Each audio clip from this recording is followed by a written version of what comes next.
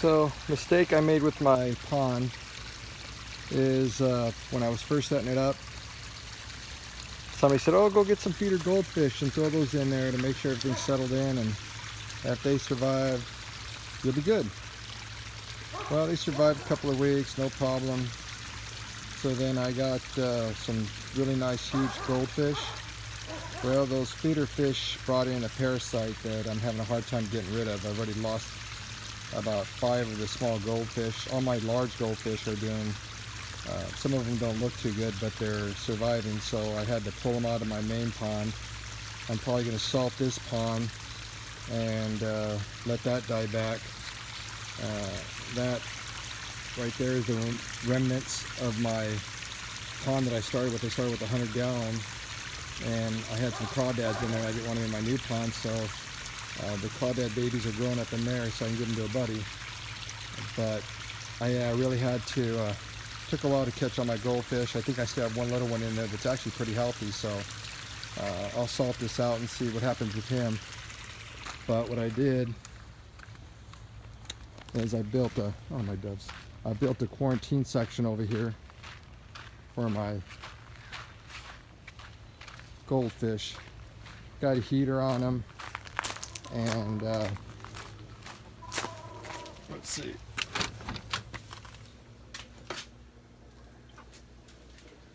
So I figure I have about 30 gallons of water in this. I pulled it in my back garage where you can see it's got my bench and stuff back here, but I can work around it.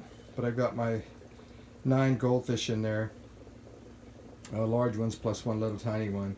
I salted it. I put some antibiotics in there that they recommended at the pond store, and in this little container I have a few of the ones that are really sick, and I'm trying to experiment. Somebody said if they had velvet, throw some pennies in there and salt it, and it should take care of it. So I'm not really sure. The guy at the pond store said it might be velvet, but he thought it was some other type of parasite, so that's why he suggested the antibiotic, which was let's see, this one right here.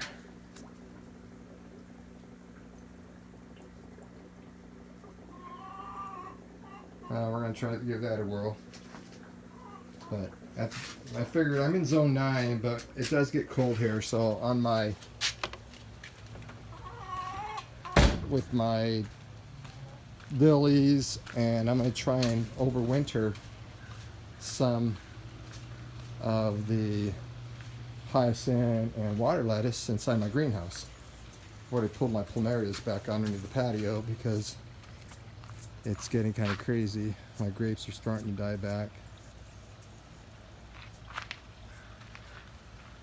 But, so,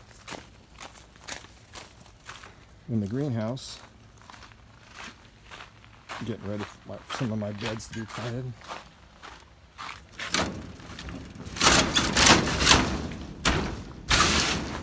So what I did is, I have some tropicals which aren't as hardy as the hardy lilies, so I brought those in and we'll see how they do. I'm gonna go get some pond fertilizer. But I figured I'd try doing some of my hyacinth and water lettuce, just, you know, overwinter it. But I'm gonna go get some clean guppies from the pond store and not ones from the, you know, like a PetSmart, Petco, because what I learned is from several of the pond guys is those pond feeder fish come with so many diseases and parasites that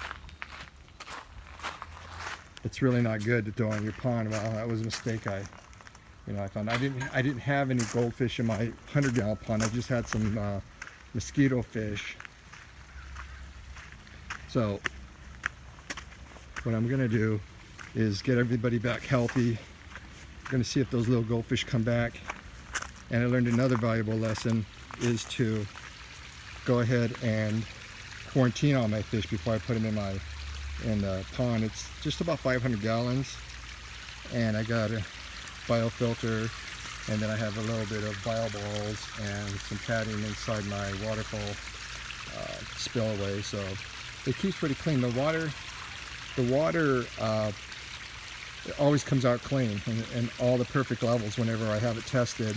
And just to be sure, I took it in a small amount to get tested in case I was doing it wrong. So we're gonna try and get those fish healthy, and then we'll get everybody back in here once I make sure that this pond parasites are gone. The only thing I have to research is if salting my pond is going to affect any of my plants at all.